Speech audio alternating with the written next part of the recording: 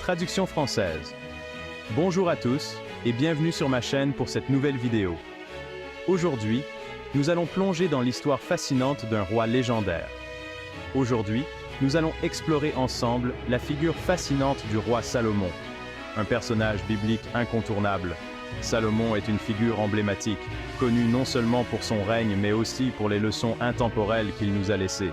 Salomon est célèbre pour sa sagesse hors du commun et ses richesses immenses. Mais ce n'est pas tout. Son histoire est remplie de moments inspirants et de décisions qui ont marqué l'histoire. Mais comment est-il parvenu à un tel niveau? Comment un simple roi a-t-il pu devenir un symbole de sagesse et de prospérité? Tout commence par un rêve. Un rêve qui allait changer le cours de sa vie et celui de son royaume. Dieu apparaît à Salomon et lui dit « Demande-moi ce que tu veux, je te le donnerai ». Imaginez un instant, se retrouver face à Dieu et avoir la possibilité de lui demander absolument n'importe quoi. C'est une opportunité unique, un moment de grâce. Se retrouver face à Dieu et avoir la possibilité de lui demander absolument n'importe quoi. La plupart des gens auraient demandé des richesses, du pouvoir ou une vie éternelle. Au lieu de réclamer des biens matériels ou une vie éternelle, Salomon, dans un acte de grande humilité et de clairvoyance, Salomon demande la sagesse afin de gouverner son peuple avec justice. Cette demande montre non seulement son désir de bien faire, mais aussi sa compréhension profonde de ce qui est vraiment important. Vous pouvez retrouver ce passage dans 1 Roi, chapitre 3, versets 5 à 14. C'est un passage puissant qui nous rappelle l'importance de la sagesse et de la justice. Dieu, profondément touché par cette requête altruiste, accorde à Salomon non seulement la sagesse, mais également des richesses et un honneur incommensurable. C'est une récompense pour son cœur pur et ses intentions nobles, mais également des richesses et un honneur incommensurable. Salomon devient ainsi non seulement un roi sage, mais aussi un roi immensément riche et respecté. Voyons à présent les fruits de cette sagesse exceptionnelle. Comment cette sagesse a-t-elle transformé son règne et son royaume?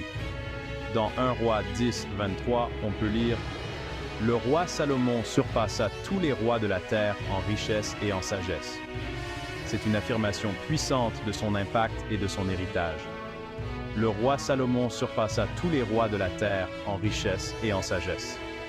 Son intelligence lui a permis d'établir des relations commerciales fructueuses. Son intelligence lui a permis d'établir des relations commerciales fructueuses, de créer des alliances stratégiques et de renforcer son royaume. De bâtir des infrastructures remarquables comme le célèbre temple de Salomon, une merveille architecturale de l'époque, et de diriger son royaume avec brio. Sa sagesse était évidente dans chaque décision qu'il prenait, chaque loi qu'il promulguait.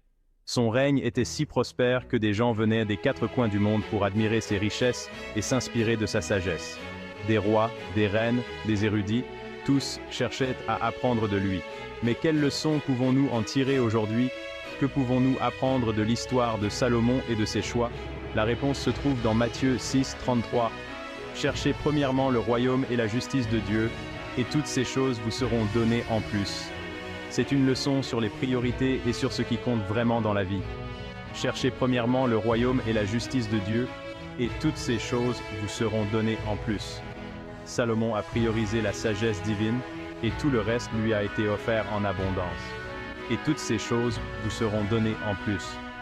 Salomon a priorisé la sagesse divine, et tout le reste lui a été offert en abondance. C'est une leçon précieuse pour nous tous. Salomon a priorisé la sagesse divine, et tout le reste lui a été offert en abondance. Cela nous rappelle que lorsque nous plaçons Dieu et sa sagesse au cœur de nos vies, et tout le reste lui a été offert en abondance. Cela nous rappelle que lorsque nous plaçons Dieu et sa sagesse au cœur de nos vies, tout s'aligne naturellement. En conclusion, cela nous rappelle que lorsque nous plaçons Dieu et sa sagesse au cœur de nos vies, tout s'aligne naturellement. En conclusion, je vous invite à rechercher la sagesse et les conseils de Dieu dans tous vos projets. Je vous invite à rechercher la sagesse et les conseils de Dieu dans tous vos projets. La véritable richesse ne se limite pas aux biens matériels, mais se trouve dans la paix, la justice et l'harmonie que la sagesse divine insuffle à nos existences. La véritable richesse ne se limite pas aux biens matériels, mais se trouve dans la paix, la justice et l'harmonie que la sagesse divine insuffle à nos existences. Alors, demander la sagesse à Dieu, mais se trouve dans la paix, la justice et l'harmonie que la sagesse divine insuffle à nos existences. Alors, demandez la sagesse à Dieu et laissez votre vie s'épanouir. Alors, demandez la sagesse à Dieu et laissez votre vie s'épanouir. Merci d'avoir suivi cette vidéo. Et laissez votre vie s'épanouir. Merci d'avoir suivi cette vidéo. N'hésitez pas à vous abonner et à activer la cloche pour ne rien manquer de nos prochains contenus. Merci d'avoir suivi cette vidéo. N'hésitez pas à vous abonner et à activer la cloche pour ne rien manquer de nos prochains contenus. À très bientôt, n'hésitez pas à vous abonner et à activer la cloche pour ne rien manquer de nos prochains contenus. À très bientôt et que Dieu vous garde. Et que Dieu vous garde.